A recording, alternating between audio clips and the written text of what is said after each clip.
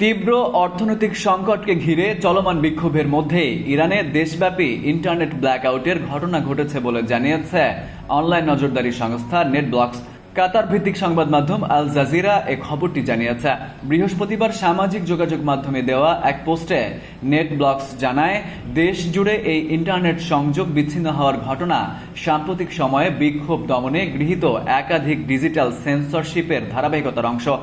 সংস্থাটির মতে, সংকটময় মুহূর্তে জনগণের যোগাযোগের অধিকার এতে মারাত্মকভাবে বাধাগ্রস্ত হচ্ছে। ইরানি রিয়ালের ব্যাপক দরপতন ও জীবনযাত্রার ব্যয় বেড়ে যাওয়ার জেরে ডিসেম্বরের শেষ দিক থেকে ইরানে বিক্ষোভ শুরু হয়, যা এখন পর্যন্ত চলছে। দিন যত যাচ্ছে বিক্ষোভের মাত্রা তত বাড়ছে, সঙ্গে বাড়ছে হতাহতের সংখ্যাও। অস্থির পরিস্থিতি মোকাবিলায় ইরানি কর্তৃপক্ষের বক্তব্যে দেখা যাচ্ছে ভিন্ন সুর। প্রেসিডেন্ট মাসুদ পেজেশকিয়ান বিক্ষোভ মোকাবিলায় সর্বোচ্চ সংযম প্রদর্শনের আহ্বান জানিয়েছেন। তবে এর আগে চলতি সপ্তাহের শুরুর দিকে দেশটির সর্বোচ্চ নেতা আয়াতুল্লাহ খামেনি বিক্ষোভকারীদের কঠোর হাতে দমন করতে হবে বলে মন্তব্য করেন।